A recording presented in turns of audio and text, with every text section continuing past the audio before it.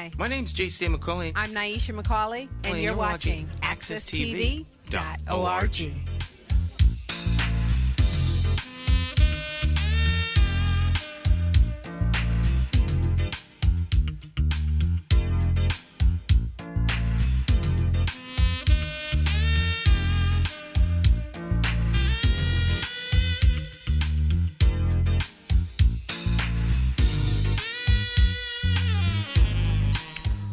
Okay, my friends, once again, it's time to get our talk on. This morning, talk with me, your host, J. McCauley, along with the champions of talk. This morning, we've got talk champion in the house, Jonathan Small. Morning, Mr. Small. How you doing? Doing fine, Stan. It's a pleasure to be back here again. Look forward to it every single week, as I mentioned. And I'm pretty much getting close to the end of January. End of January, indeed. Mm-hmm. Month went by very, very quickly. February is upon us in just a day or so. And I guess it'll start to get a little bit colder as we head into February. Yeah, that was already predicted. I had listened to the forecast a few weeks ago, and they said that most of January would be warmer than average. And then towards the end of the month, going into February, it would be colder and possibly some snow. It's been not that bad. I mean, you can't really complain. If you like a mild winter, I mean, if you like snow, that's a little bit different. You know, if you're a snow person, you probably regret that it hasn't been that much snow. But if you're just a person that really likes a mild winter, this has been a nice winter so far. Yeah, for the most part, it's been a pretty mild winter. Mm-hmm. Great games over the weekend, but we will talk about the games after our special guest joins us. As no doubt most of you are aware, there was a release of video footage over the weekend, Friday night, and we have that footage and a special guest. So we're going to jump right into the conversation this morning. And so we'll let Jonathan Small introduce our guest, as that is, he is our official booker of guests. So, Mr. Small, you have the floor. All right. Good morning to people out there on Morning Talk Live with J. Stan McCauley Talk Show. This morning we have a guest who's playing a role in this, I guess you could say, tragedy incident that took place with Tyre Nichols, and he will definitely explain in depth his role, his thoughts on this particular issue, where things are going at.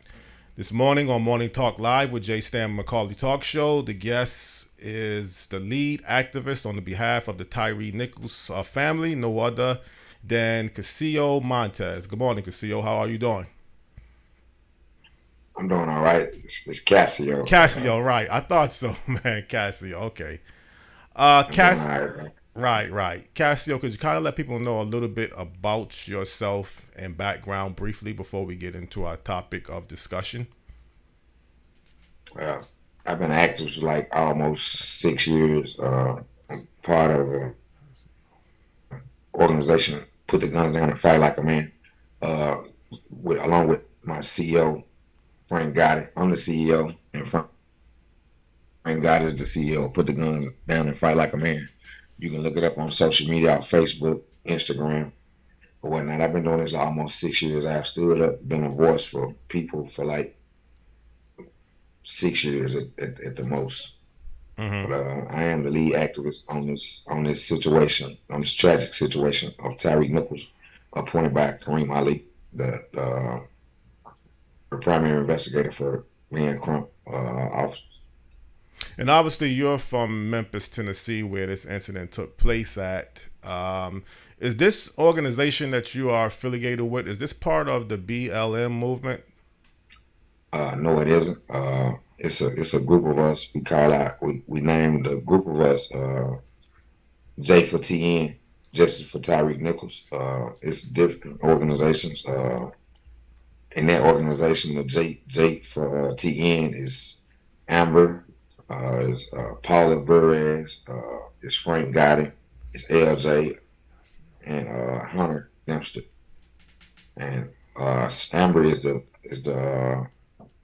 lead organizer. Hunter is an organizer. Amber is the lead organizer. Hunter Dempster is an activist / organizer. Paula Burez is an activist, and Frank Gotti is an activist. Mm-hmm. Okay, could you kind of let people know a little bit about what was released of the videotape? I know there's a couple edited, shorter versions. There's a long version, but kind of give people, a description on what you think actually took place if they were not able to for anybody that has not been able to view the video. Let me go on record.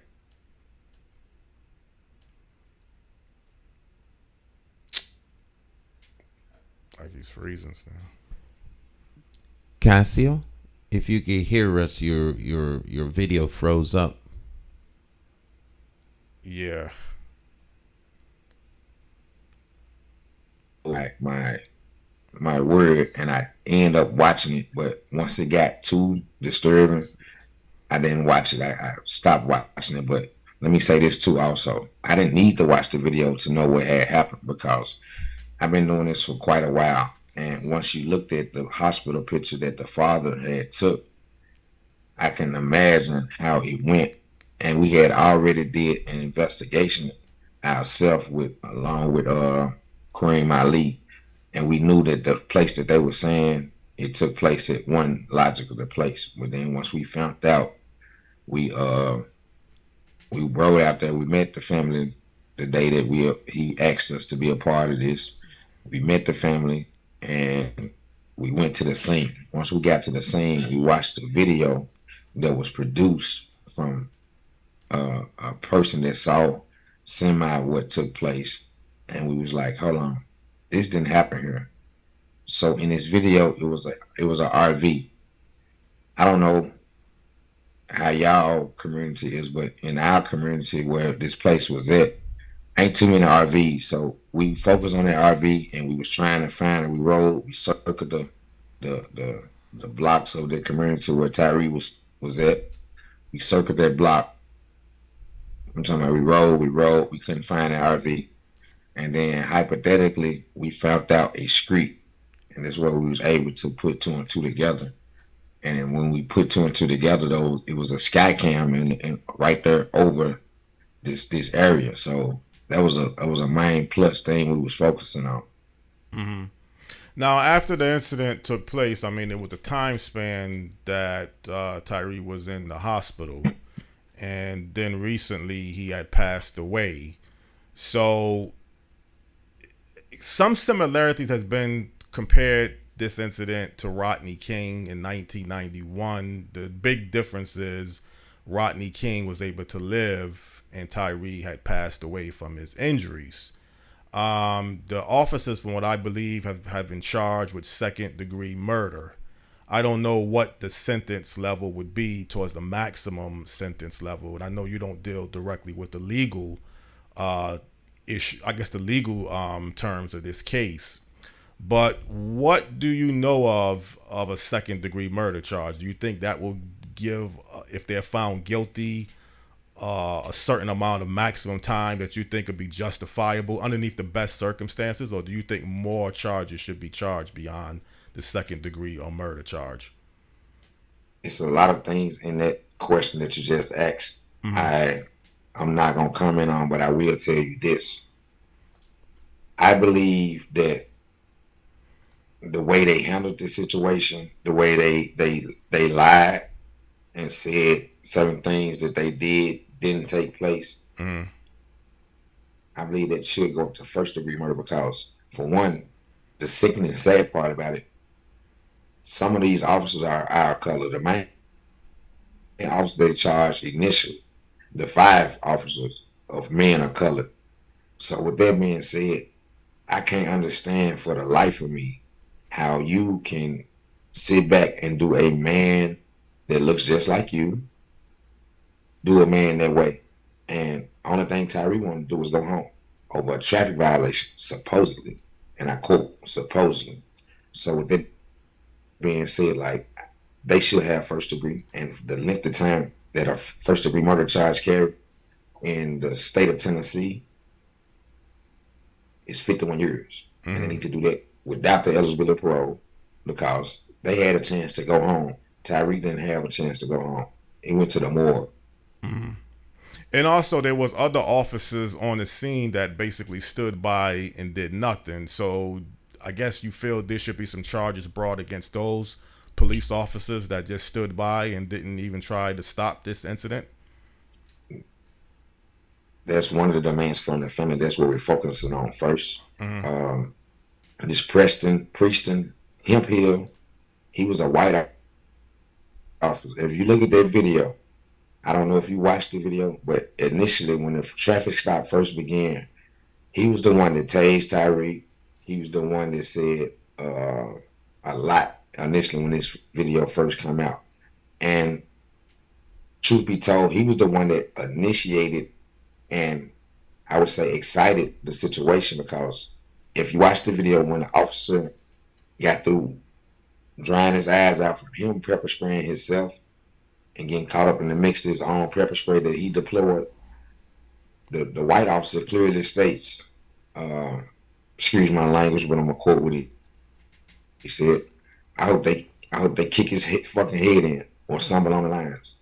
And right after that, this officer that had deployed the pepper spray and got caught in the mix of it, he took straight off and went to the scene where they had apprehended Tyreek.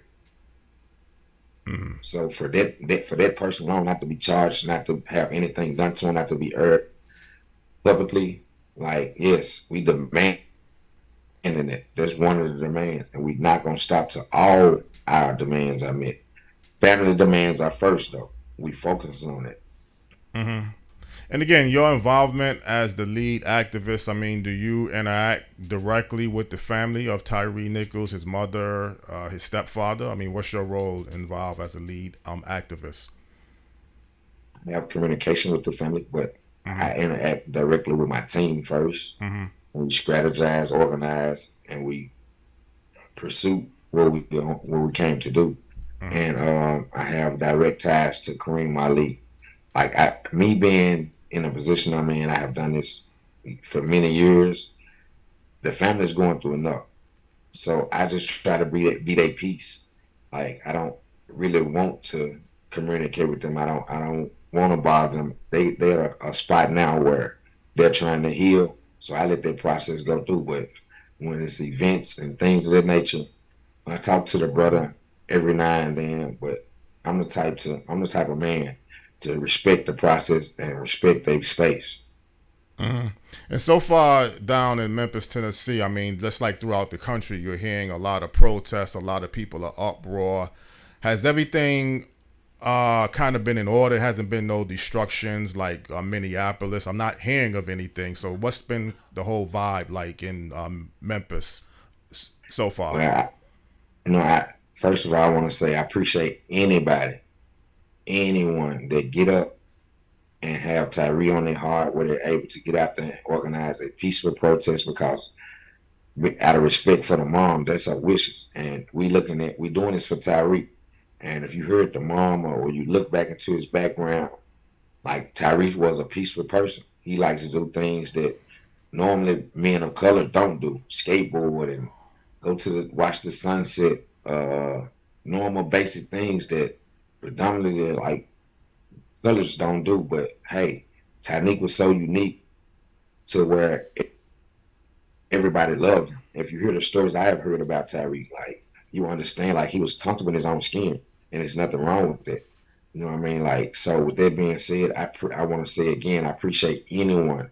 If you out there protesting, if you out there saying his name, you being a voice for Tyreek and know that what they done to him was wrong, hey, my heart goes out to you. I appreciate you and I salute you.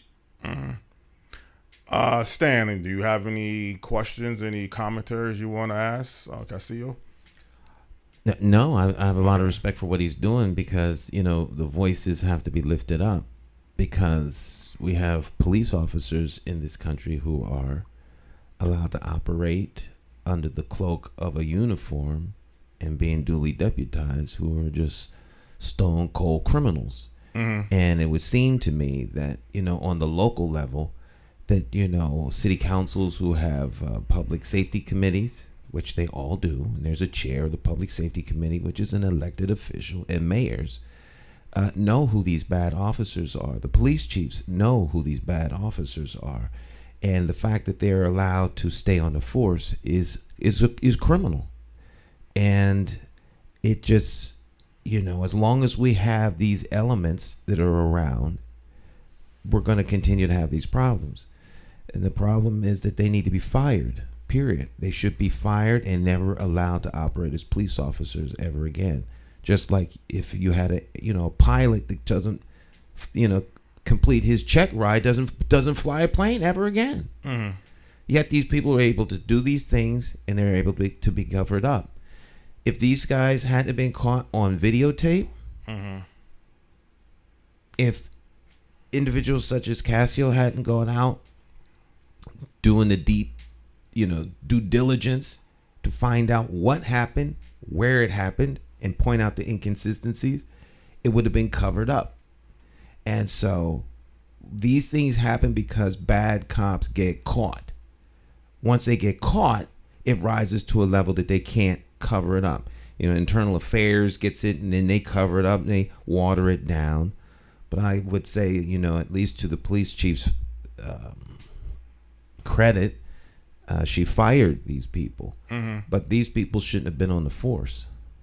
So you're saying that was something that you felt that might have let up? This was not just the first. You have any proof to say this is the first time that they was charged or they did anything? How can you really say for sure? You can be acting, and I'm not speaking for anybody. I'm just speculating. I could be acting one way, and all of a sudden I could just do a crime. So you think when you say no, the crime doesn't work. You're just like tripping on the street doing a crime. Oh, I tripped into this crime. One officer said, "I hope they kick his." Yeah. So this is the way. This is the way they operate. Mm-hmm. They all had body cameras on, and they felt comfortable with body cameras on to beat the living daylights out of a human being. That means this is the way they operate, and they're not alone. You have these, crash units, scorpion units, tough unit, whatever you want to call them, where they go out and they rough up stuff, they rough up people, and they put the fear of, the police force into common folk that go out and tell folk about it. But they did this, and they thought they were going to get away with it. They thought, and this happens all over the place. And mayors know that it goes on, and police chiefs know that it goes on because it's sanctioned, Jonathan. Mm-hmm. So the responsibility in Casio as well, the police chief and the mayor of Memphis, because I understand that Memphis shall have a strong mayor form of government. So the mayor is the one that can hire and appoints the police chief. So what responsibilities would you kind of lay on the police chief, like Stan was saying, that they should have been fired even before this incident? And even the mayor, how do you feel how the mayor is handling the whole situation in Memphis? First, I'm the type of person, I'm very direct, and that's my passion for it. I call names, I don't go indirect. So let's start with the mayor. Mm-hmm. He know what's going on. Before Tyreek's situation, there's been a lot of kids that's been caught up in murders. They've been murdered. Children, 14, 15, 9, 7, 3, their age. So me and Paula Perez, we've been in the last month before this happened to Tyreek, we've been on the news 4 times asking for these city leaders to reach out to us. Only thing we get back is a statement. So he know what's going on. He been knew what was going on. But if it don't affect something that he care about, which is the money, which is the property, or the things that they have in Memphis that's going to produce Memphis money, he don't care. He don't care at all. He's been that way. He's almost out the door now. He's served his term. Jim Strickland is a very biased person. If it's not pertaining to him or something that he loves or something that a project that he has invested in Memphis, he don't care. So that goes to speak for CJ Davis. She was appointed by Mayor Strickland. But when he leaves, she's still gonna be here unless she resigns. But look up her background. Look at what she had going on in Atlanta. Look at why she was fired from Atlanta. The same Scorpion team up on this OCU is the same thing that she had going on in Atlanta. Mm. It's pretty much the same predominantly thing. See, once I get involved, I do my research. But she was appointed by Jim Strickland, so at that note, he got somebody that he got in there, he wanted in there, so he can control the narrative. They didn't ask the community like they did the director Rollins, which was predominantly full of crap too. But they didn't ask the community about who's getting appointed. We looked up, she had the job. And look at where we are now. Look at the murders. Look at the shootings, the officer-involved shootings. Before Tyreek, it was a young man, supposed to have been in a stolen car, sleep. The window was bust out of the car. They had supposedly had a gun on his lap, 17 years old. Had already been shot in one hand a week prior to this situation. They pulled up, saw him with the gun in his lap, took the gun off him, took him out of the car, beat him up, and still shot him. In the same arm that he had been shot in the hand with. The med had the Regional 1 hospital. I was with the father when he was talking to the hospital. After they let him see him, they had to reattach his arm to his body almost because it was just hanging off. It was barely hanging on. So it's been a problem with the system as far as the Memphis Police Department. And that's one of the demands too, and we're going to go into the demands. We need this OCU unit dismembered. Like it's not no ifs, and buts about it. We're not asking for nothing. We're telling them. And we're going to every city council meeting. Anywhere we got to go to take this fight, we going. And when we stand up and say what we got to say, we're going to get heard because we demanding this. We're not answering. We asked a long time ago. Now, we at the point now, who's the next Tyreek? You know what I mean? Who's to say it won't be another Tyreek? And that's what we're trying to prevent. And in order to get rid of this situation, we have to start at the top and work our way to the bottom. But I promise you, it's going to happen. Because I'm going to be out there every day. If I a couple hours of sleep, no matter what it is. Like now, I'm running out probably this whole week, at least I would say like 10 hours of sleep. And I'm going to work because I gave this family my word and I stand on my word. And I mean it from the bottom of my heart. Like it ain't no other way. It ain't nothing else by any means necessary. This is going to happen. Every demand is going to get met and we standing on. I don't care who neck I got to stand on. I don't care who toes I step on. Because that wasn't right what they did. They produced the video. That took too long. Nashville just had a shooting yesterday. 12 hours later, that video was out. Why did they wait so long to release the footage? Why did they wait so long to charge these officers? And going back into a rebuttal off something else. When these officers were charged, you can look this law up. When these officers were charged, 2 of them had a $250,000 bond. 3 of them had a $350,000 bond. When the bond is over $100,000, you have to have a source bond, meaning you have to prove where this money came from. I know people that's incarcerated right now in the criminal justice system center at 201, 6 months. Been around in 6 months with no bond. Still ain't had no source hearing. Still ain't had no hearing to even get a bond. How did these officers have a bond before they got incarcerated, went into custody? How did these officers go into custody and have a source hearing the same day? That's not logic. Look at the law. Look it up. In the state of Tennessee. Just look it up because they just passed it a couple years ago. It ain't been there this long. Probably 4 at the most. You have to provide evidence where that money came from. And I know people that's been waiting down there 6 months top and still ain't had their hearing. So how did these officers go in the system and do a walkthrough? And the reason I say a walkthrough is because soon they got in there, their bond was already set. Their bond was already made. The source hearing bond had already took place. So they let these officers go into custody and come straight back out the door. Yeah, and right now, technically, all 5 of the officers are out on bond. And now the next stage, I guess the first stage, like you said, your role involved dealing and meeting with the family of Tyre Nichols. They're going to have the funeral this week. And I would assume that's going to draw a lot of national media coverage because it's really shocking everybody. I mean, President Joe Biden, I don't know if he's going to attend the funeral or not. But again, leading up into the funeral, is there any other march. I guess there's daily marches taking place every single day. But is there any big plans before the funeral, or that's going to probably wait till after the funeral involving this case?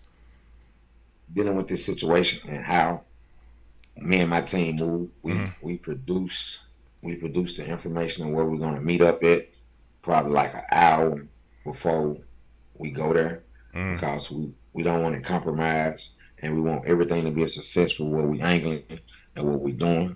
So of course, to answer your question, of course, it's going to be something every day that we're going to be in the public eye to show people like this is what it's going to take.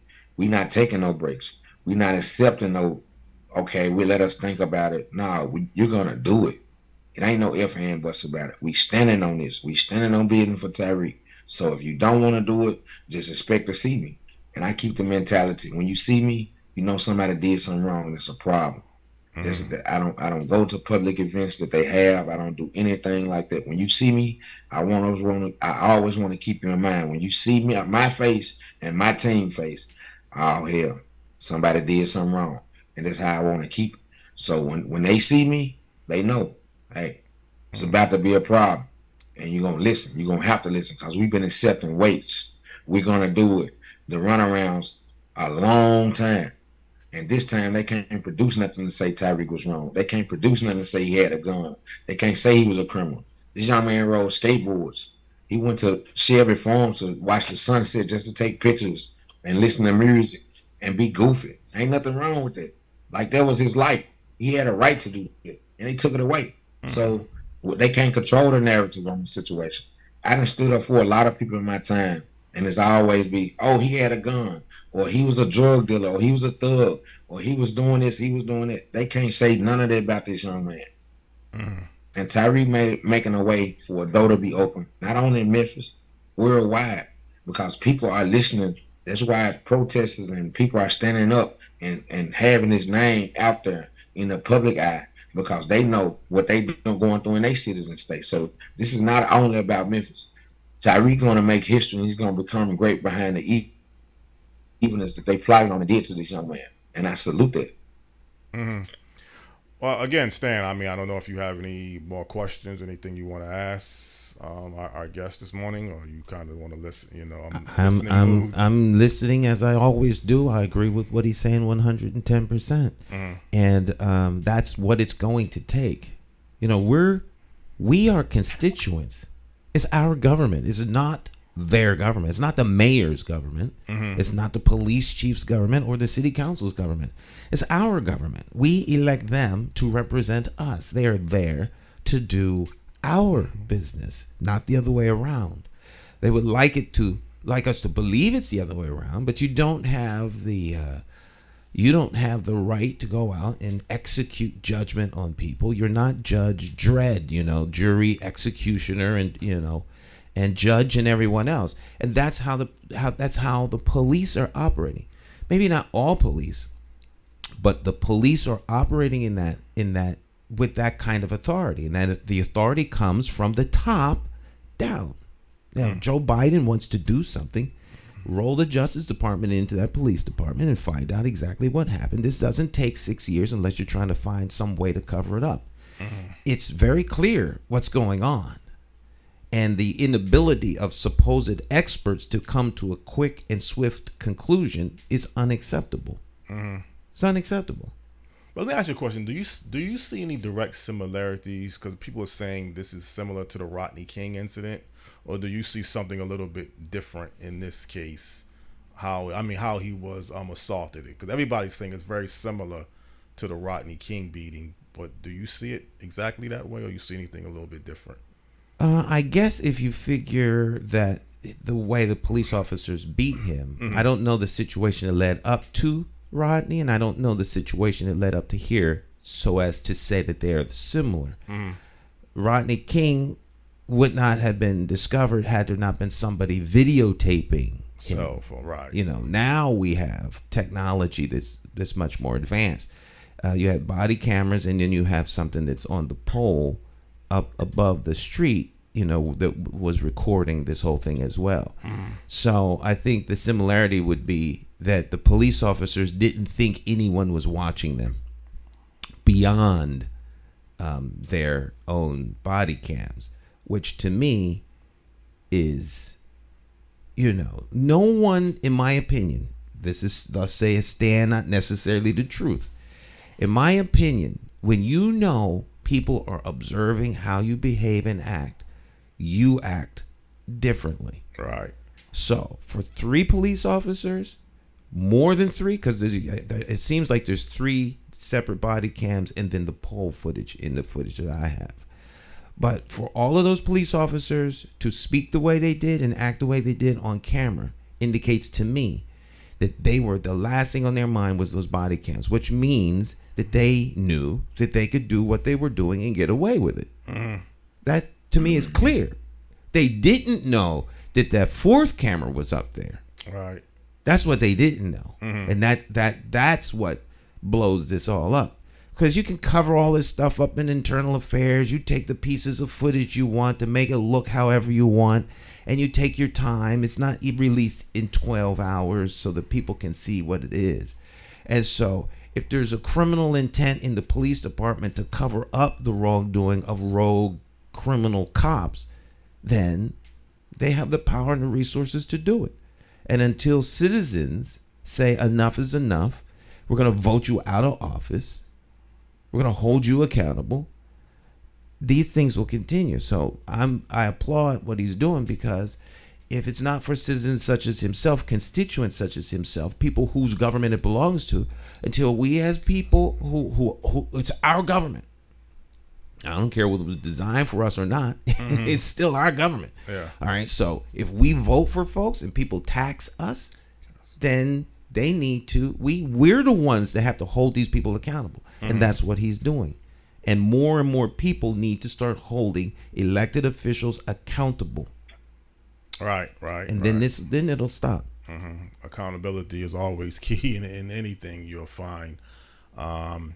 Casio, is there anything that's bringing, let's say, because sometimes when you have a tragic incident in life or something real successful, people are kind of come together. It looks like from the outside throughout the country that everybody, black and white, is kind of coming together on this incident.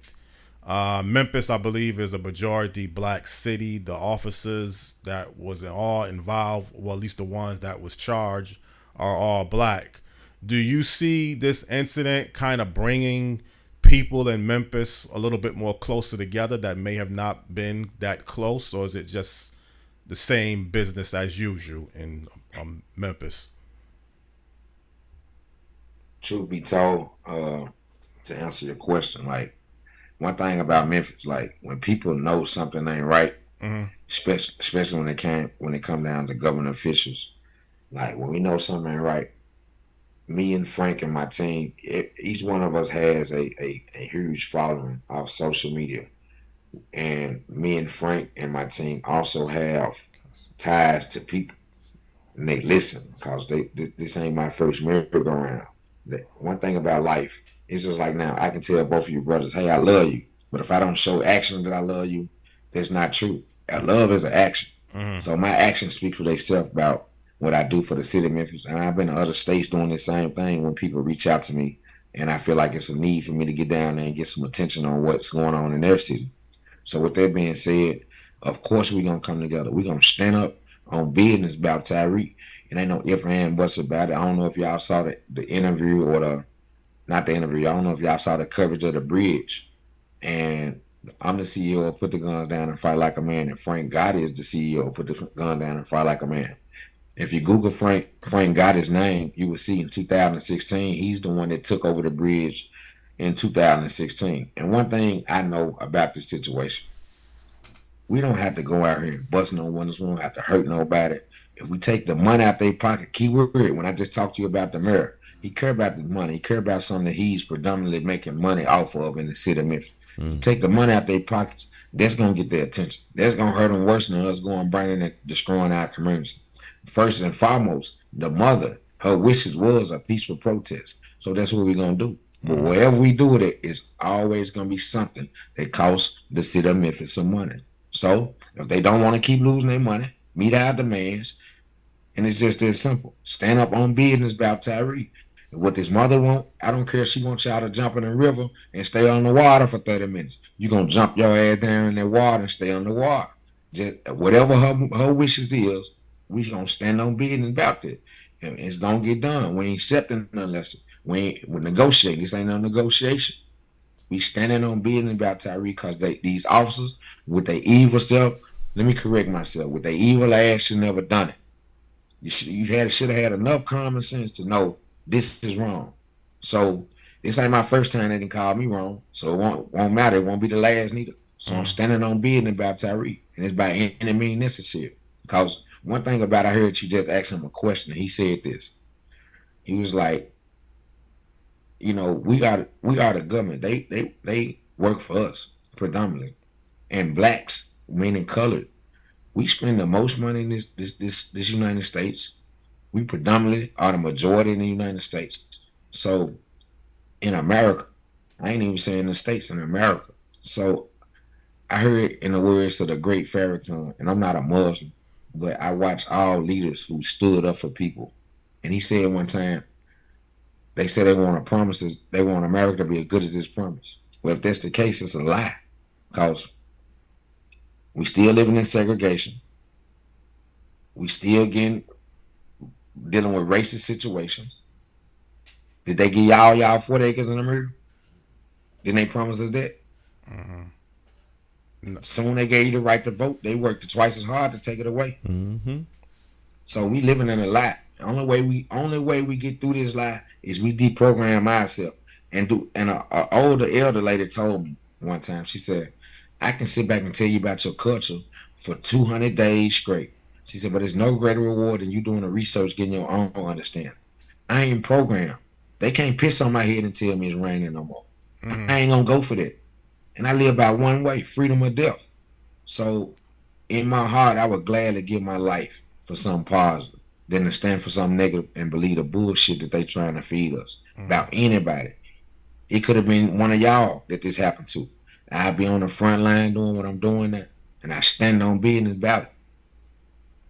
Well, one thing that, you know, and I'm not saying what's going to happen or what's not going to happen, but usually when you start to see rioting and damaging, it's usually after, let's say, a verdict decision, because that was the case with the Rodney King. The verdict decision, the officers were not found guilty, and then that's when all hell broke loose. So again, I don't know exactly what the verdict decision, I mean, it might be some comparisons. People are hoping it's going to be like the George Floyd verdict. But again, you never really know for sure one way or the other. So there's going to be a lot that's going to lead up towards the trial and then the final verdict decision. And clearly everybody is expecting these officers to be found guilty. And right now, I would say charged with second-degree murder. I mean, that's where the technical rams stand at this level. But just keep in mind, Stan and Casio, it's always usually after a verdict decision. Well, I don't know if that's exactly what took place in Minneapolis. I don't know if. Let me say this, Jonathan. Mm-hmm. One thing about Memphis, we can press one button and we'll tear this motherfucker up. Mm-hmm. We ain't on it. We standing out what the family want, what the mother and the father want. And on behalf of them, let me read these demands off that they asked. This is demands out of family. And then I'm gonna read the demands that's gonna change the situation where hopefully it won't be another Tyre. And we standing on the family demands first. Those got to be met expeditiously, without any type of negotiation, anything, because they're simple demands. They dropped the ball. You put some people in place to protect and serve, but they out here killing and destroying. Now that ain't right. And they are public servants. We, by the taxpayers, we pay their salary. Mm-hmm. So they ain't negotiating. Mm-hmm. So with that being said, one of the demands was release of the body camera footage. We done that. Charge the officers. All of them ain't been charged. They haven't met that completely, because we want everybody who was at that scene. If you stood back and you looked and glanced at Tyre, sloop over. They picked him up. He slooped back over. You know he needed some assistance. You know he needed medical attention, and you didn't do that. We want your ass to be charged too accordingly, though. We want you to be charged accordingly. As far as a job representing the city of Memphis, of any aspect of taxpayers' dollars supporting your salary and your livelihood and putting food on your table, we want that took away off the meat rack. I'm talking about expeditiously. Okay, with that being said, it boils down to certain things that I look at and understand. These things should have been done without us enforcing. These things should have been done by I'm gonna tell you something. It was a situation where I called the supervisor out behind a situation that I saw they doing to a young man with his knee on his neck. After Tyreek, me and my sister was sitting in a driveway. We couldn't sleep because we knew how the severity of this situation is. Like, that's how passionate we are. So we saw this young man. We see these two cop cars coming down the street. When we saw the cop cars, she was already on her Facebook Live. She had jumped out of the vehicle. She was like, I'm going to stand behind a tree. I'm like, you ain't got to stand behind a tree. You got a right to record them. So soon I said that, we heard the young man scream. So she take out running. I get out of the car. I run down there. As we running up on this situation, she's yelling out, gun, Casio, gun, Casio.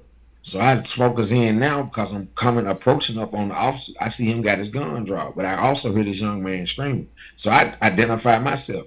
I said, hey man, we ain't trying to interfere with our investigation. We activists. So they looked around and saw all the cameras.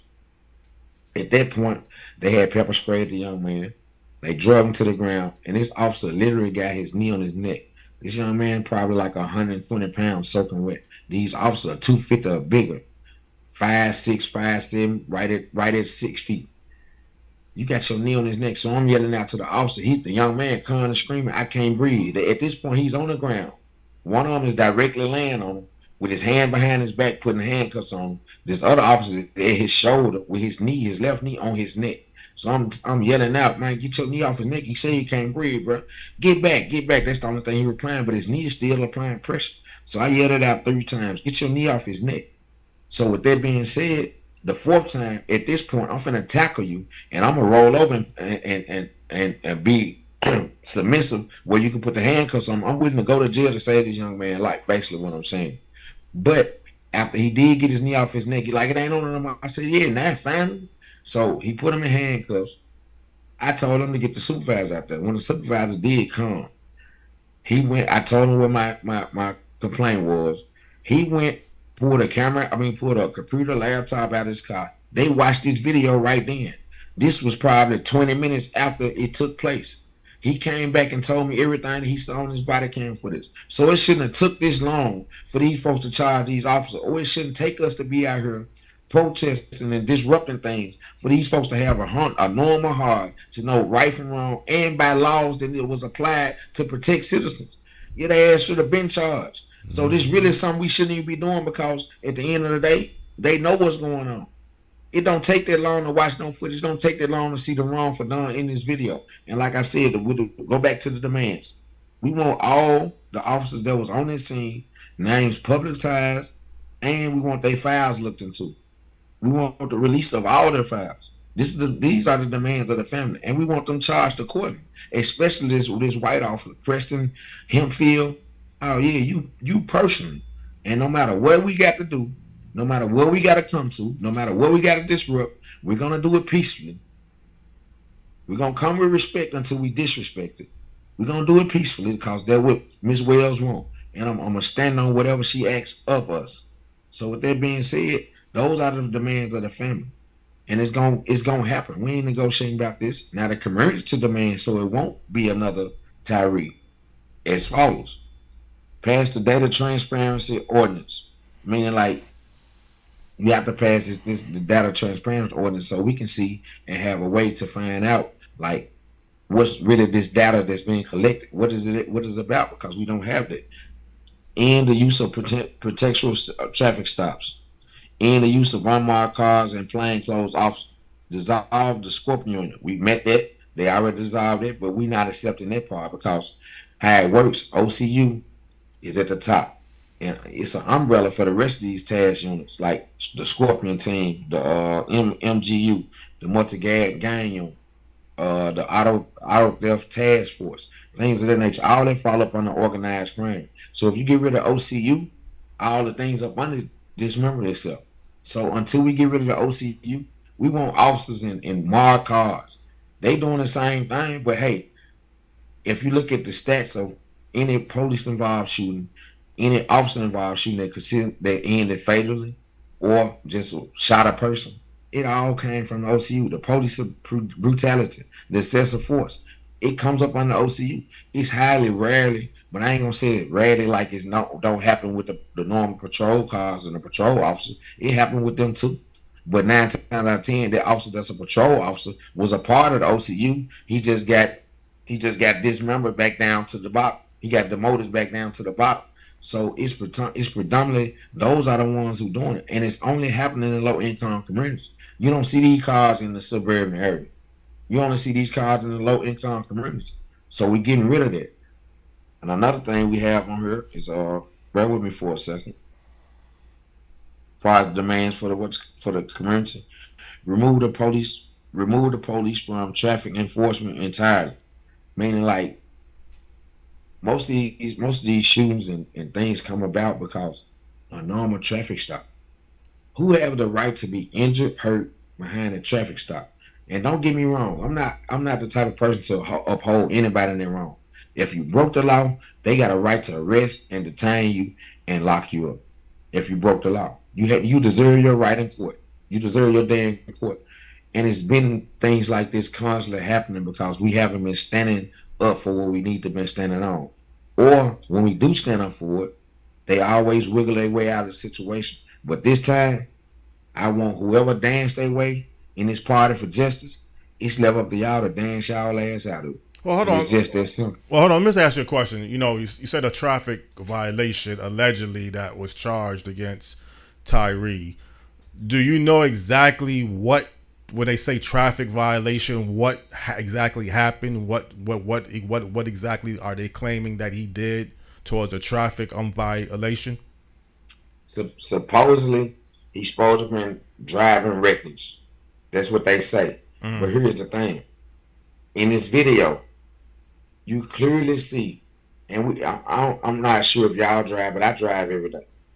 You might have a person that might be texting or something else has his attention, and they might swerve into your lane because this is what's supposed to happen, what I'm hearing. He's supposed to almost swerve into a lane. If you're texting, we might get a phone call from our mama or something. He might answer the phone. I don't know what took place in his car. But supposedly he was swerving or something along them lines, but not going side to side swerve, just like a dap into a lane and catch it. They immediately, the video, I don't know if y'all saw the video where the initial traffic stop began. They walked up to this man car and snatched him out of it. You can't do that in no traffic violation, man. He only has a traffic violation. If he produced license, registration, and insurance, he ain't got to step out of his car. Right. So they broke the law from the gate. Mm-hmm. Like one thing about me, they look, when I come into places, they look at like, oh, he's a thug. No, I'm a black king and I'm highly intelligent and I was raised off. If I'm right, I'm gonna go all the way. Ain't no if and buts about it. I'm gonna go all the way. So they can't tell me that it's raining, but the whole time you pissing on my head. So I ain't gonna stand for that. They broke the law from the gate. And this white officer, he was initially part of this from the gate. So why he wasn't produced on the news? Y'all put them brothers on the news, and they had shame, like this shamefaced it because you as a man of color, or how would you have the audacity to do this young man like this? And he wasn't even resisting. He didn't give you no reason to say his first words was, "What did I do?" His last words was his mama. Yeah, it's crazy. Well, the thing, I'm pretty sure Attorney Ben Crump is going to look into all of these issues. I mean, he's classified as one of the best towards his track record up until this point.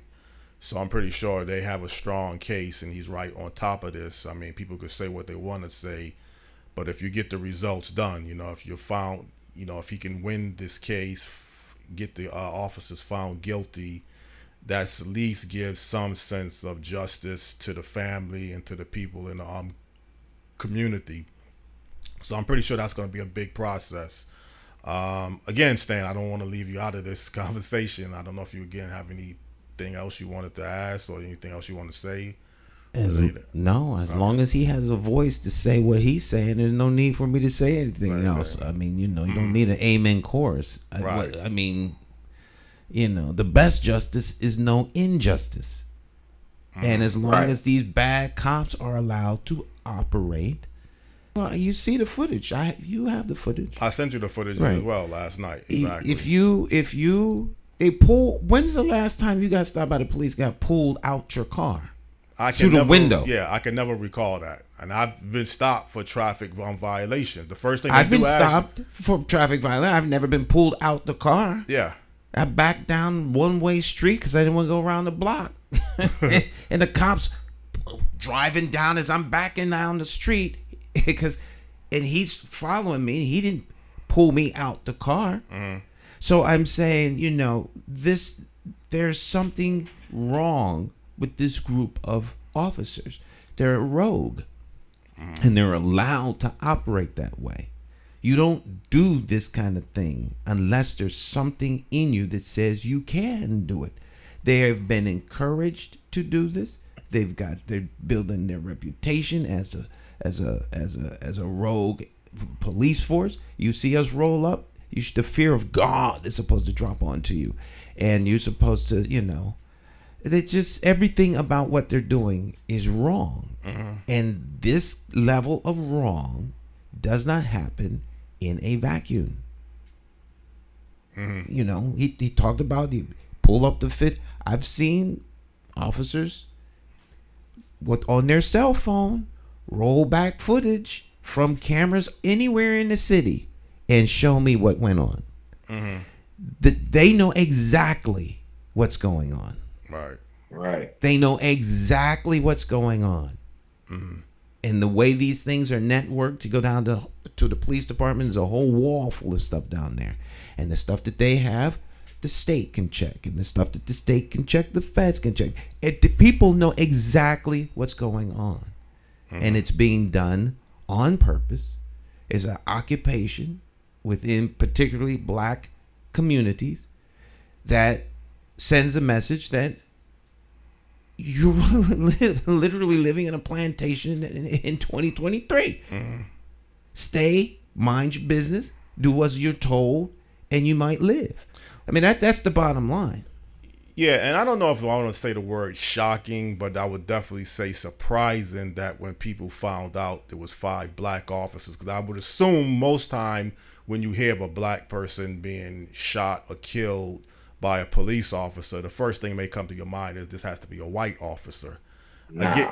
This is abuse of power. Okay, well, this is about power. They would like to keep the narrative white, black.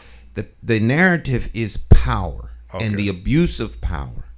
Because if you start looking at the abuse of power, you get close to what Reverend King was doing with Martin Luther King with the sanitation workers. Right. See, now you start pushing up against the power elite and the money that they make off of this corrupt system. And that's what they're trying to protect. If they would have gone out of their way to cover this up, but they got caught up. In my opinion, thus say Stan, not necessarily the truth. Hold on, let me say this, Stan. Nah, that's not your opinion. That's facts. They was gonna cover this up because they knocked on Tyreek's mom though and told her, "Oh, your son, he's been transported to the hospital. He's having problem breathing." Now y'all done beat this man and broke ribs and did a lot of things. He died from a blunt force beating.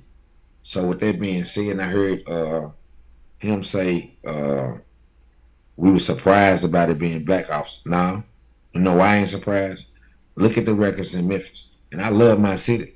But around the world, we are killing each other. Meaning blacks are killing blacks. So it didn't surprise me. I had a gut feeling that it was black officers. But I also knew it was some white officers too. And it turned out exactly how I felt it was.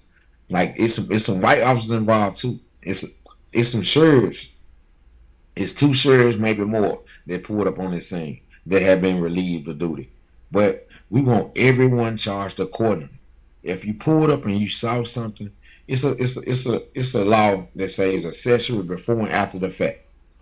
It carries almost the same time as murder, because that means you knew something before it happened or you knew something after it happened. And in Tyreek's situation, they fall up under their guideline. So I constantly say this, I'm deprogrammed. It ain't no way you can wiggle out of this. Like, we want these officers charged. We want every officer that was at this scene, including the ambulance, the EMTs, the firefighters. We want y'all charged and held accountable too.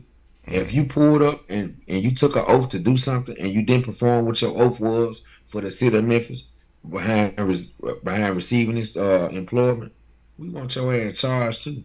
Like, simple as that. Like, and we ain't going until it happens. We are not going anywhere till it happens. We're gonna go every place they say we can't go. We're gonna do everything they not expecting us to do. And I come with a force, and it's a storm, and you looking at it. And I stand on business about Tyreek. When I get involved in something, I put my heart into it. And as long as I know you right, I'm gonna go all the way about it. Mm-hmm. And also part of your team, the lead organizer, Amber Stewart, because actually I had made the initial request for her to be on the show, then she was not able, so I give her a lot of credit and support for referring you as the lead analyst on the behalf of the Tyre Nichols family. But I definitely want to give her share of credit as well, because I thought, you were very good at being willing to come on the show underneath short notice, time zone changes. Are y'all tied into social media? Do y'all have social media networks? Yes. You can follow my page, Casio Montez, and all the activists and the organizers that's in cahoots with us. I have them tagged in my page, except probably Amber and LJ, but I would gladly reach out to Jonathan and get them the information. And you can follow the live feeds and the posts to keep up with what's going on and what we're doing, because it's definitely gonna get the attention it's supposed to get, either from the media or from our platforms. All right. Well, I have your contact information, so we can stay abreast, and I can get that information not only to me, but I can forward it to other people, like I usually do anyway. When I get information, I forward it to different sources and different people. So I have your contact information as well as you have mine. And again, like I said, I appreciate you being able to come on the show this morning. And I appreciate y'all having me, man. I appreciate y'all having me. Definitely. You kept it real for the whole time, and you told me you was going to be real on this show, so that's your personality. No other way to be. No other way to be, right. Right. One thing I live by, it's not my place to tell you I'm real. Because what's real to me liable to be fake to you, and what's fake to me, what's real to me liable to be fake to you, and what's real to you liable to be fake to me. So it's the person that you're dealing with, personality, that you have to see and make a decision, whether you will or not. So I stand on business, man, and it's just this simple. Exactly. Well, again, I'm pretty sure the rest of the country is going to pay very close attention to this incident, this trial, or leading up into the trial. Again, it's drawing major national news, some international news. And again, like I say, man, keep up the work with what you're doing down there. That's all I could really say at this point. I ain't got no other choice. I'm in this ocean swimming with the sharks, man. I can't do nothing but fight my way out of it with my team. Right. All right. Well, thank you, sir, for taking time out of your schedule. Godspeed to you. Continued blessings and protection. All right. I appreciate your love, power, and respect to y'all, man. Okay. All right. Take care. Bye-bye. Amen. Yeah. Under short notice, then, trying to get a guest. Like I say, I mean, usually I like to plan ahead of time, and this came up really Saturday, and I said, let me just try to find someone that could disclose what's going on with the Tyre Nichols trial and case. Well, that's the one thing I truly love about you, Jonathan, is you always like to go to the source. And I think that's the way as it should be. No one knows like the source, so go to the source. Amen. Stick and stay. We'll be right back. It's Morning Talk.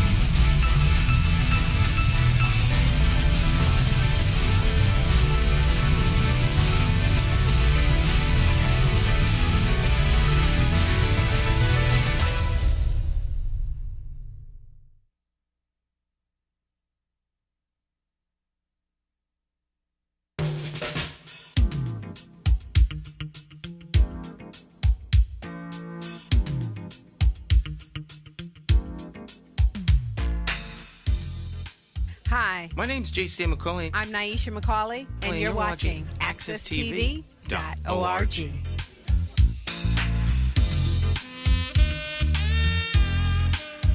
All right, my friends, welcome back.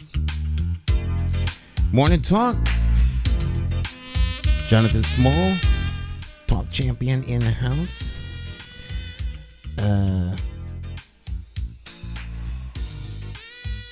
Good guess. Yeah, I mean, obviously he spoke from the heart. He didn't hold back anything, and like he just said, you are who you are, and it's your determination to find out if this person is real or fake. So just because I assume the person is real, you listen to the person, you hear what they're saying, where they're coming from. Now, obviously, okay, that's part of the video. Yeah, this is the footage. We have the entire 1 hour and 20 some minutes of footage, but this is the footage. It's very, very difficult to watch. It's difficult to watch the news version. It's much more difficult to watch when you see the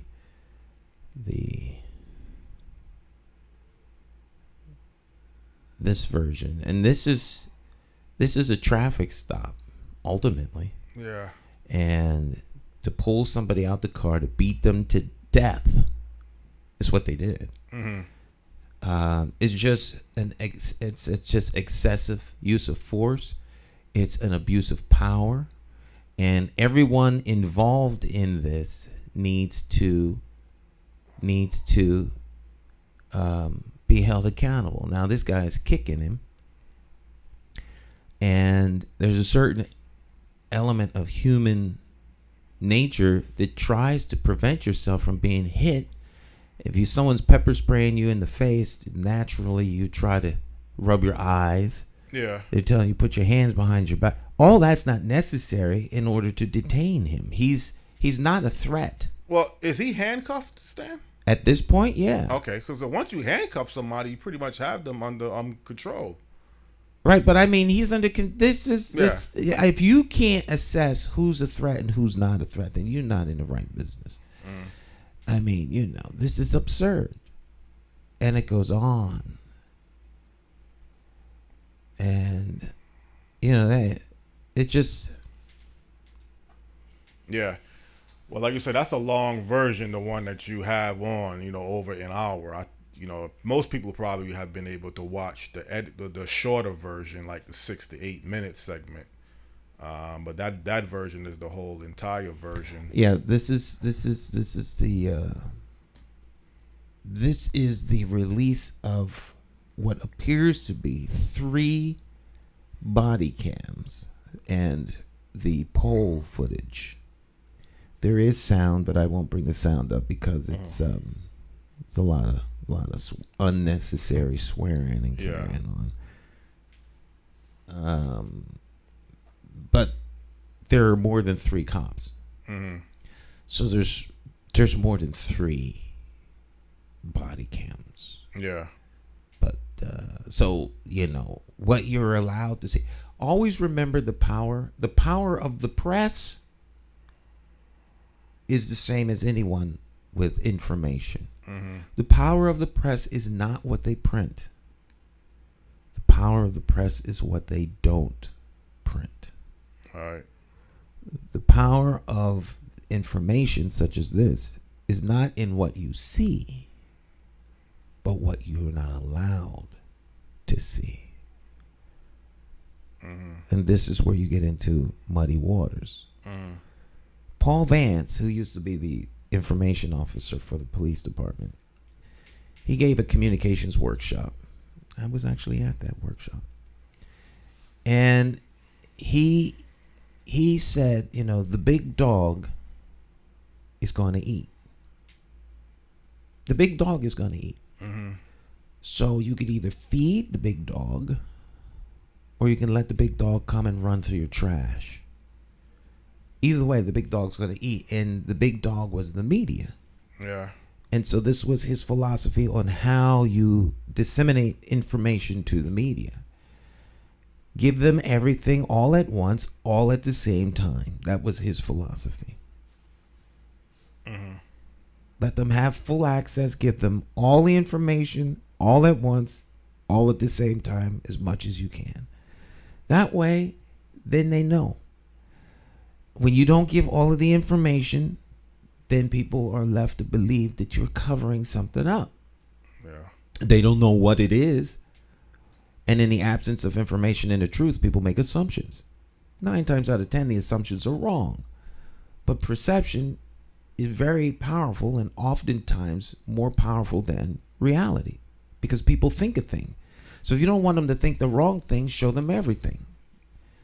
All right. But if you show them everything, then you will see how wrong these people are. And rather than to deal with the wrong, we have folk who cover the wrong up.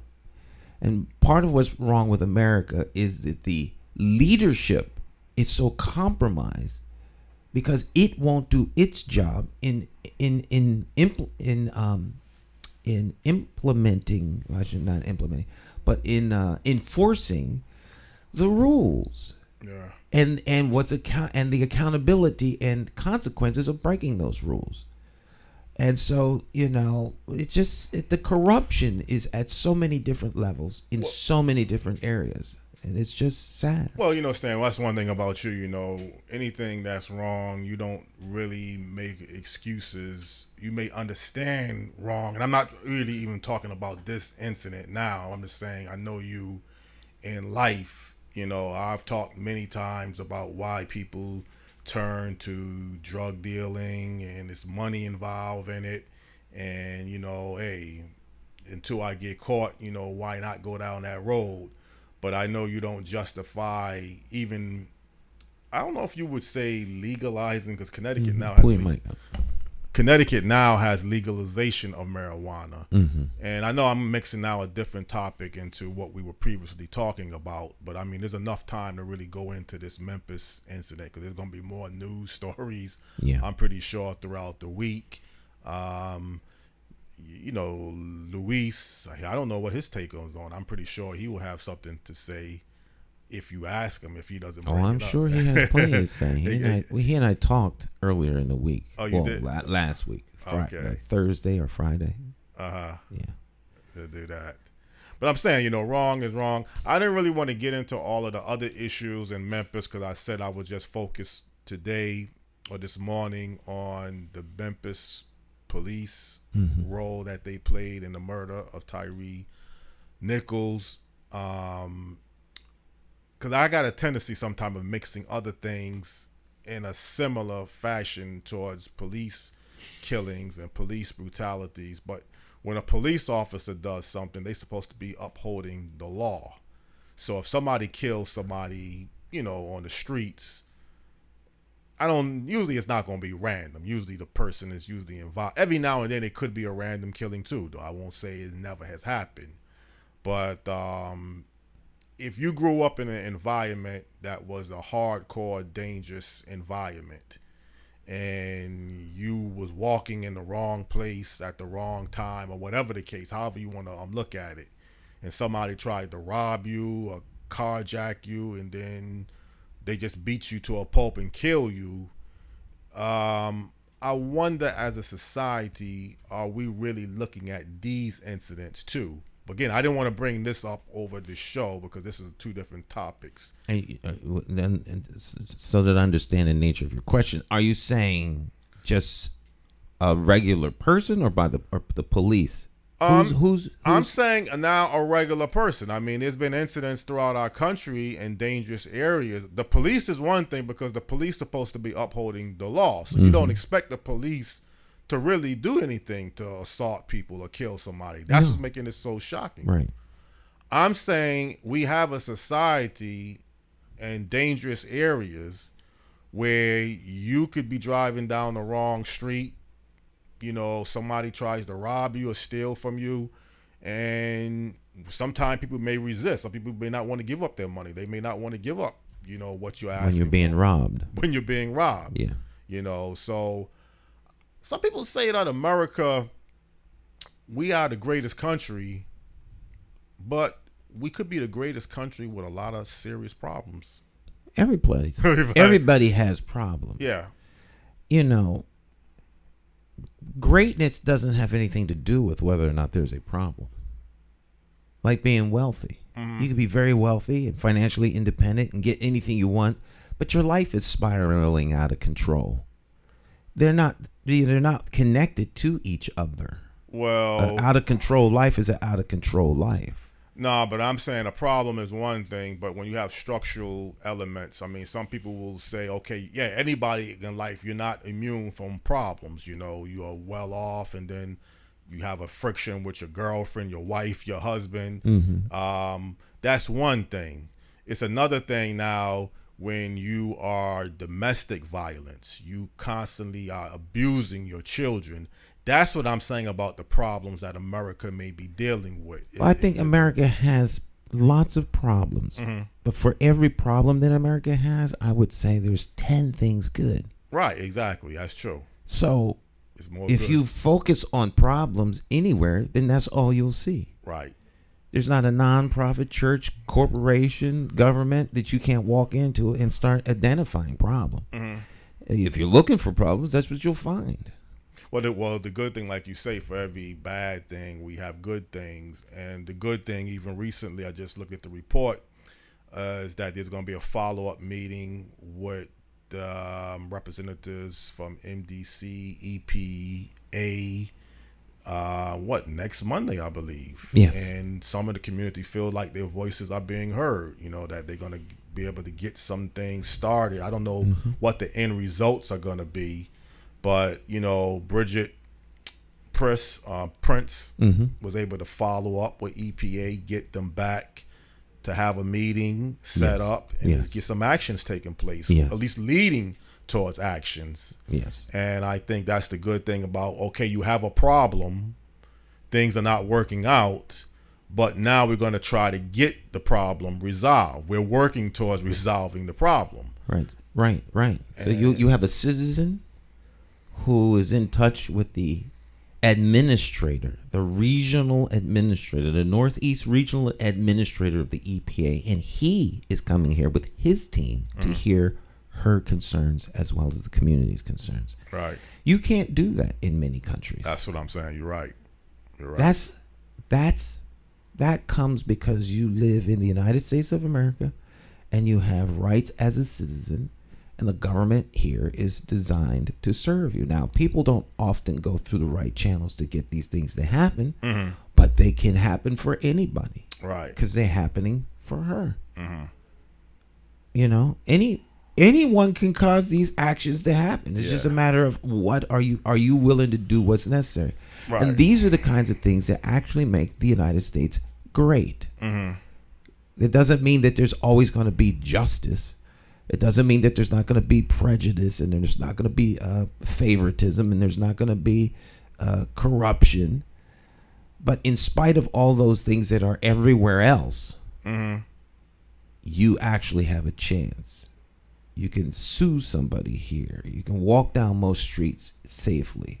You can walk around in the most dangerous neighborhoods if you're part of the neighborhood. Right. And not be jumped. Right? Yeah. Well, I wouldn't go try like that. you say, try that in Haiti. Yeah. Or in Lebanon. I mean, there's a lot of dangerous places in the world. There's a lot of in Mexico City. I mean, there's a lot of places that you might not really want to be in, and a lot of countries you may not really want to be. Right. Like here.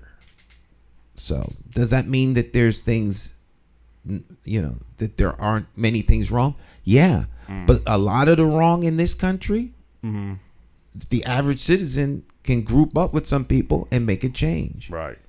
Casio has a group of individuals who are dedicated to making things right. He and those individuals are using the power of social media, the power of the local press, and their presence to make a difference, to make demands on the city government. You can't do that in a lot of countries. You try that in Russia or some other countries. Try that in North Korea. Right. Well, I think I don't think people should get caught up, or at least I shouldn't get caught up in trying to figure out, technically, is America the greatest country? It's labeled the greatest country in the world. The United States is the greatest country on the planet in human history. That is undebatable. Now, folk may not think that it serves them, therefore it isn't great. But other countries don't go to the moon. They don't go to Mars. And yes, well, that's not true. Other countries have gone to the moon and Mars. But the United States is a military might. It's an economic might. By any definition, what the United States has accomplished in its 250 some odd years is unprecedented as a power in human history. And so, is it fair to everyone here? No. So does that offset the history of slavery that might No, have it does not contributed offset to lead up to the country being? No, I'm trying to find out. No. Slavery. The United States made its money off of free labor.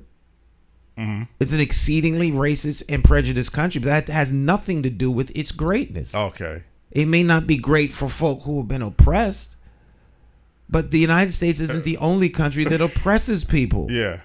But slavery, did slavery contribute to America being one great? Of the, yes. Towards the wealth? Okay, so. Yeah. As it has in every other country. Folk talk like human trafficking and slavery is gone. Uh-huh. It exists in other parts of the world. Right. Very much so. Yeah. So slavery is, it exploits the human being and steals the worth and value of an individual for someone else's personal gain. Well, did Canada have a history of slavery? I don't know if did Canada have slavery? Canada is not real nice when you start peeling back layers of the onion in Canada and see how they treated the indigenous people there. Okay. Every country of greatness got there by exploiting something. Right. Great Britain plundered the world. Well, even when we say slavery, that's keep in mind it wasn't up until the 60s, even though slavery had ended it. Slavery has been around as long as human history. Right. But I mean segregation where people couldn't go sit down at, the Ku Klux Klan. Right. I mean, those things are blatantly wrong. There's no excuse for them. Will the country come to a place where it ever gets beyond that? Who knows? Right. Will people be held accountable for it? Who knows? Right. Was it right? No. Right. So now what? Mm-hmm. Well, we're still the greatest country, even though right. That's what I'm trying to find out. Right. The Ku Klux Klan and assassinating President Kennedy, Martin Luther King Jr., maybe the FBI was involved. I mean, Lincoln, Jonathan. I'm just trying to find out. Right. If you're looking for wrong, right, and errors and egregious acts, and a country that will bomb another country into the ground to save a nickel on a gallon of gas, the United States is guilty of all of those things. Right. There's nothing to do with whether or not a country comes to greatness, because 1,000 years from now, no one will look back in history and pick out those little things. It's just like if you go back in time and look at the Roman Empire or the Grecian Empire or ancient Africa, the Mesopotamia. I mean, you can go back in time and look at the greatness of past empires. You can also look at their fall and collapse. They all fall and collapse. The United States will be no different if time is allowed to continue. So we here and now can pick apart the greatness of anything. Pick a family of great stature. You want to pick apart Martin Luther King? Well, he had a mistress. I mean, you can go on and on about all of the people who might be great or heroes and pick their lives apart till you find out they're nothing but common scum. Well, again, if you're saying there's no doubt or there's not even a close, you didn't say it's not a close second towards who's the greatest country, that America clearly is the number one greatest country in the world. So whether there's a second, third, fourth, very close to America, there are. We can debate that. I don't know who's second. I know who's first. Well, they always say China's the second superpower. I don't know if that's even accurate or not. It might be economically. I don't even know if that's true. I don't know if that's so true. Right. China may not even be the second superpower. I mean, they make a lot of. You need to get your guy back up in here, Professor John Glasgow. Yeah. Yes. He was on 3 different times. I usually okay, I might have to bring him back. Bring him back. Talk about American. The world as most entities define power and greatness, I think it's undeniable that the United States, with its 280 military garrisons on the planet, is a global superpower. Right. It is becoming abundantly clear that Russia is not. Right. So again, I mean, I know I'm probably going to have a guest for February back in Ghana. And we'd already talked about the Pan-Africanism movement. The only thing is, you're not, and you don't speak for anybody else, so you're not like some of the Black Americans who feel like they can't find peace here in the United States, so they have to move to Africa. You don't. That's just not for you. That might be for them. I live here. You live here in your mind. I live in my head, Jonathan. Right. I'm not so I can be content wherever I am. Right. You know, wherever I go, I take me there. Right. If I'm not going to be content here, I won't be content anywhere. So you know, it doesn't. Wherever I am, I'm going to be content. Yeah. But that's me. I can't speak for no one else. I don't make every external issue my issue. Right. I'm more than willing to help anyone that has an issue, but I don't make all issues my issue. Well, even like I said, I got a tendency of saying things on the air and saying some things off of the air, and then I say some things I like to say both on the air and off the air. Let's try to see what we can work together towards this MDC, City of Hartford, EPA, providing good quality water and sewage. I know you might want to play a role. I don't know your role directly with the African American Alliance working on this issue or not. It seems like Bridget Prince is kind of taking the lead in some areas. She's part of the African American Alliance. And, you know, see if we can make sure we got people who got issues with flooding and sewages able to know what they need to do. Even when I spoke to Chairman Willie DeBella twice this past week, even he suggested that, one other thing he suggested that it needs to be a better communication system. He still doesn't hold fault that MDC is at fault. He always knows how to twist different things around. I wouldn't expect him to take the blame. Right. And but even he admitted that they need to do a better job in communication. So let's see, maybe in this network or myself or you can kind of bridge that gap. Well, that's not a gap that we can bridge. That's a gap that the MDC has to make a conscious decision to bridge. Oh, okay. That's any entity that is dependent on communicating what they do with a constituency or customer base. That responsibility is on them. On them, right. Okay. And them alone. They have the capacity to do so. Right. Unfortunately, many entities think the communication is not necessary. It's always an afterthought instead of, first and foremost. Your director or chief, or the head of your communications entity should be at the table with your vice presidents and the C-suite. Because how the company is perceived is very intentional and direct, or else it ain't. So, Well, see, the only thing is, I mean, when we had Cynthia Jennings on last week, and she was advocating that there's environmental racism. There is. William DeBella says, no, there is no environmental racism, because he told me that West Hartford has some of the same issues there. I don't know documented exactly what they have in West Hartford. Now, that's something they should communicate. If West Hartford has sewage flowing in there during major rainstorms, just like Hartford does, then that's something I'm unaware of. Yeah. I'm unaware of Wethersfield Cove having that problem. Well, I don't know if exactly so, but they got some issues he was mentioning about with their water issues. I'm going to look back into that. All three of these towns have water. This is what the Clean Water Project was all about, to prevent nitrogen from flowing into the Connecticut River that was killing the fish because the plants were growing and taking out all the oxygen in the water. So the fish were dying. So they had to clean up the water.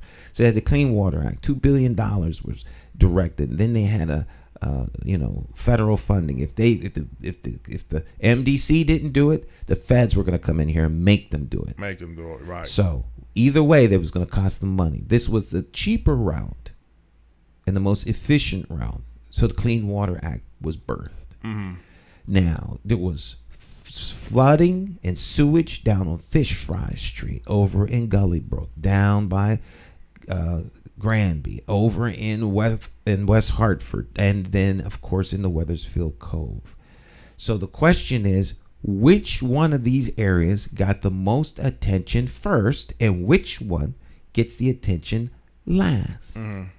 Now, if they started first in the black communities, no one could accuse them of environmental racism. Right. Now, if they started in Weathersfield or West Hartford first and then Hartford, then someone could accuse you of that. Now, there may be reasonable, rational, engineering reasons why you started one place over another, but good communication would have everyone understand that from the jump, not as a practical matter after everything is almost done.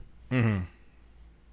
Well, that's why I said, and I agree with William, the communication system has to be better from MDC in some areas. I'm not talking about their capabilities. They may have the best capabilities. They have the best water. The best water. They have one of the best water sources in the country, and it's a phenomenal system. Mm-hmm. That cannot be denied. Mm-hmm. They're wrong, and their errors are separate from what they deliver. Mm. They are a critical element within this region. Without water, you have nothing. Mm-hmm. It's essential to everything that happens here. And they are one of the best water delivery systems in America.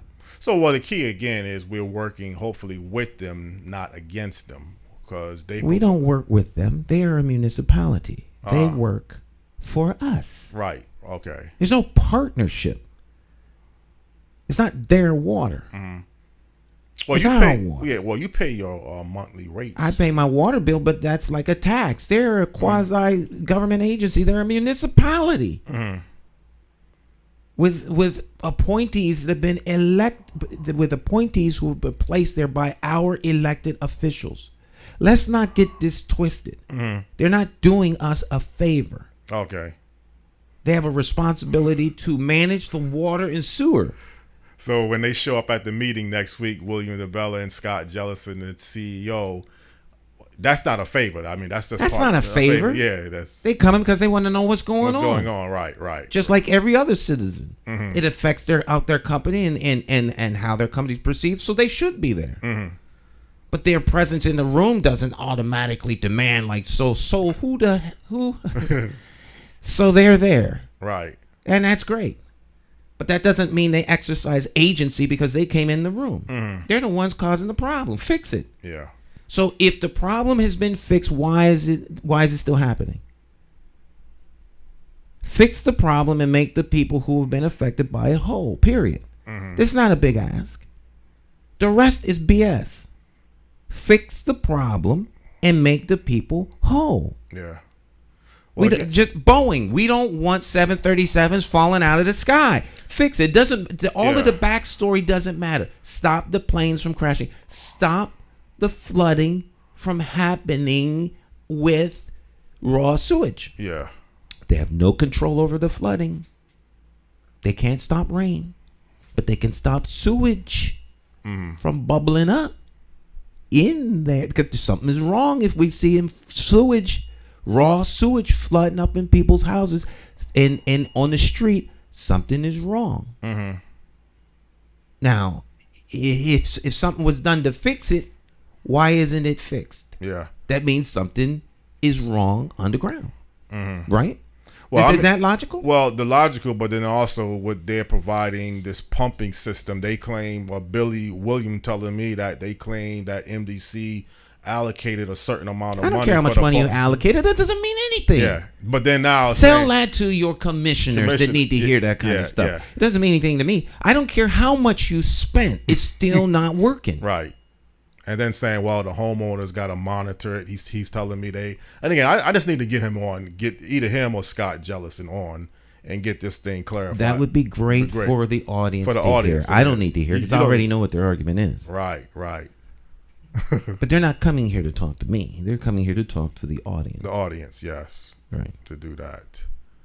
Because again, this thing that I'm hearing from the chairman, well, there's a misinformation and facts that he feels the facts are not the ones being properly. Well, if he has another set of facts, he needs to make them known to the general public so that they are informed. Mm-hmm.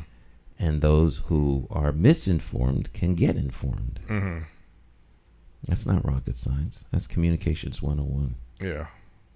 Well, just what I'm picking up on, they want to put some of the emphasis on the city of Hartford, what their role is, deep, what their role is. Doesn't matter whether it's deep, whether it's the city of Hartford, whether it's the MDC,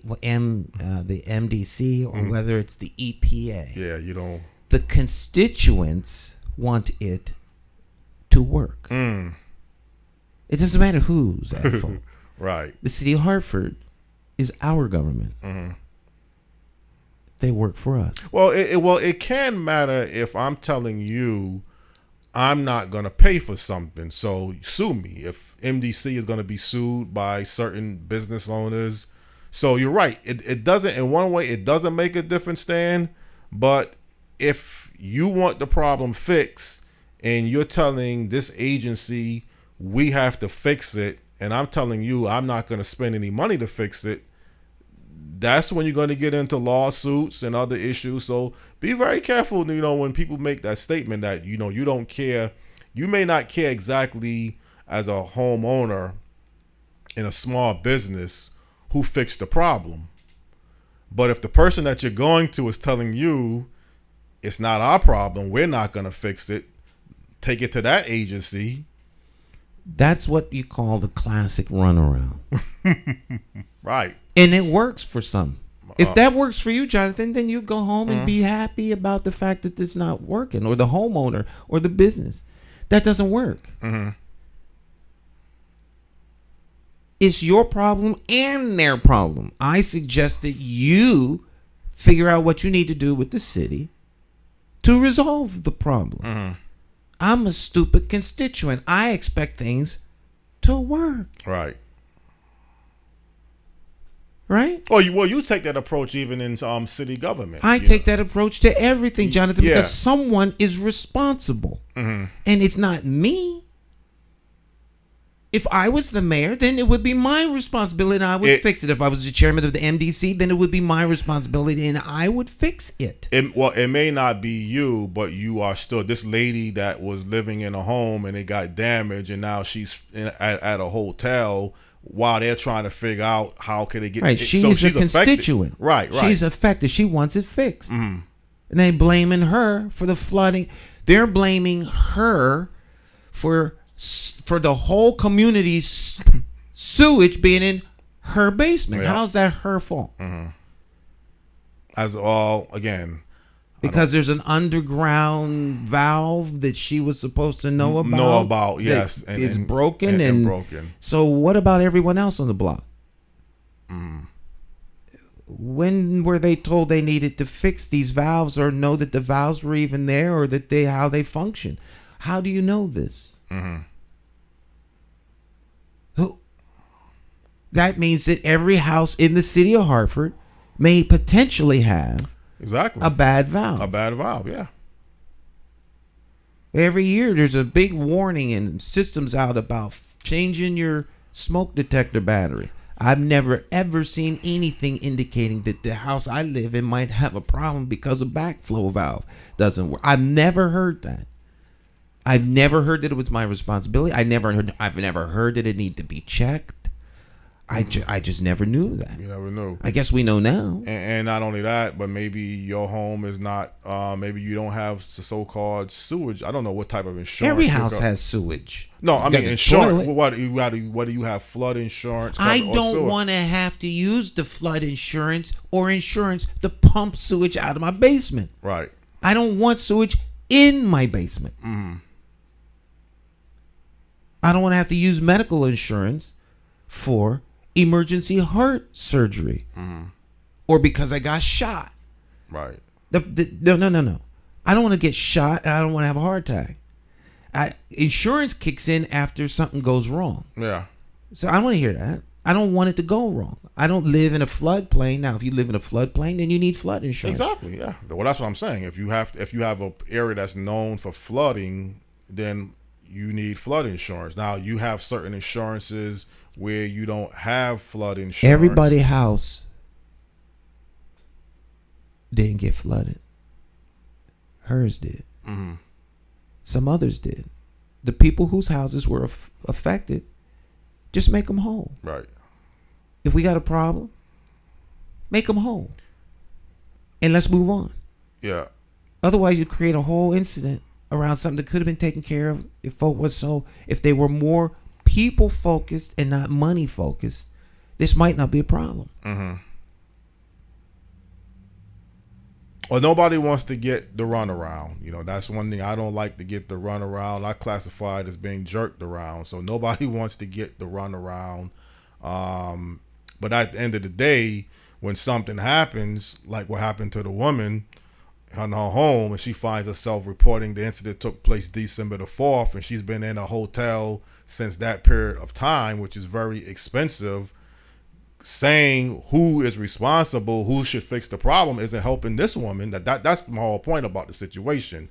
So even when you say, the woman could say, I want my home fixed, get this thing resolved. She is saying that, but it's now up until this point, from what I understand, it hasn't been fixed. Well, at least nobody has paid for it, and maybe she can come out of her own money. Ultimately, what do you suggest? Well, right now, it seems like to me she's going to have to come out of her own pocket. Yeah.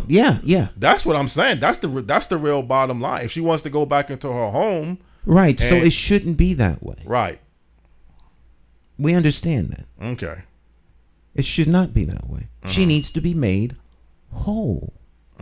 The problem needs to be fixed, and she needs to be made whole. Well, up into the, like I say, if you're gonna go to court, because Max Catario for the hardware store on Main Street, he's actually suing MDC. He may have deeper pockets. He can probably withstand the damage a little longer. He shouldn't have to sue MDC. I guess he's going to have to, because they don't want to voluntarily pay for the damage. So, you know, they don't want any liability or exposure. So they're looking to cover their behind. Right. You know, and so then the city doesn't want to have any liability or exposure, because apparently neither one of these entities is about, you know, human betterment. You know, they're not life affirming entities that want the best experience for their constituents. So to save a nickel on a gallon of gas, they'd rather blow those people up. Yeah. All right. Than to come out of pocket. Well, the main thing is, you know, people like Bridget Prince is fighting along with this other person, Cynthia Jennings. What's the lady's name that is staying at the hotel? I forgot her name, but she, and I guess Bridget Prince and Cynthia Jennings and other people too.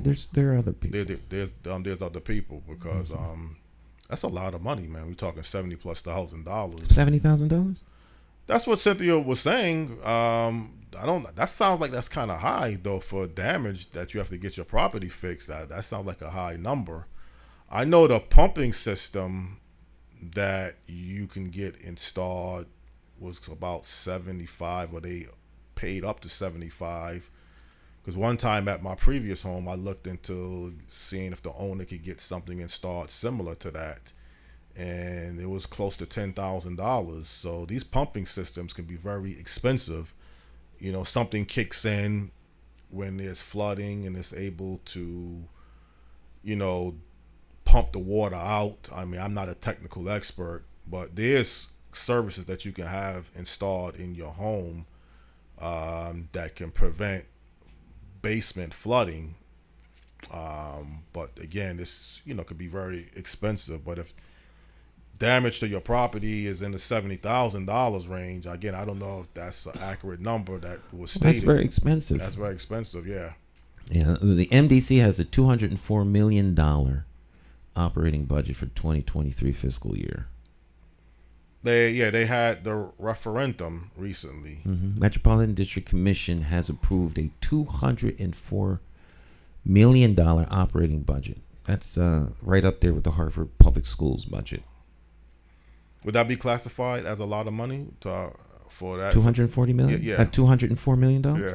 Would that be? It's a lot of money. It's a lot of money. It's a considerable amount of money. So they're not really in the red. They have the money. Yeah. I can't speak to whether or not they're in the red or not. And, it may be $204 million. But that's salaries, it's health benefits, it's construction, it's the operating budget. So, it's a big operation. There are a lot of moving parts, from the dam that has to be maintained to the water filter system that has to be maintained to paying the foresters that need to keep the land clean so that the water that goes into your dams that feed us water can be maintained, to the sewage treatment plant and its employees and all of that operational stuff that needs to be maintained. Now, no entity wants to take on the liability of fixing every house that goes wrong. However, when it happens, you have to. Maybe they should get insurance to be able to cover the costs of individuals that don't do well because of failure within their system. Well, again, what I keep hearing from William is that there's a lot of things that's in the planning process. There's a lot of work that they are planning to do. Well, bless his heart, I'm sure, But up until this point, I haven't heard from Scott Jellison. That's the issue. So, but I mean, again, if MDC is designed for what MDC is designed to provide to the homeowners or the business people in the area that they represent, and then those areas are not being met, and then you go confront them towards it, and then they telling you it's not our responsibility. I think this is where some of the issues that people are falling into. Right. And I just caution people not to get caught up in the causality loop of, well, that's not our responsibility. That's the first line of defense. What do you want done? I want me fix it and make the people whole. Then nothing else really matters. Right. Because everyone got an excuse. And what people constantly do is they get caught up in the excuse loop. Meanwhile, your issue continues. Yeah. Well, that's like you say. That's how you pretty much run your whole life. I mean, not just in one area. Fix a problem. Fix a problem. That's sit around and talk about why it's that way and who's responsible. Fix it. Right. And move on. Move on. Yeah. Well, the meeting again is next Monday, December the 6th, at the American Legion, and the EPA is supposed to be here this time. The EPA will be here. They will be there, right? That's a big key now, that they're going to be here. And they will be in full listening mode. And even for the people that's not affected, I mean, you think it's something that they should everyone should come. It's yeah. concerned, but primarily they're here they're coming to listen to the people who have real grievances, who've been affected negatively. And they will have a listening ear, and they won't be pushed back by, Well, what is good or not, I will say the media have provided good, consistent coverage on this over the past week or so, and you followed up too. The media has provided good coverage, and we'll leave on this point, because the big dog must eat. Right. And if you try to keep the food away from the big dog, the big dog will start going through your trash. Yeah. And you never want to make an enemy out of the press, because they got lots of ink and plenty of time. Right. So plus it's a big story too. There you go. There you go. It's a big story, The big dog must eat. We're out of time, Jonathan. All right. All right, my friends, we'll see you next time. You all have a blessed rest of your day. Ciao, ciao. Special thanks to our guests.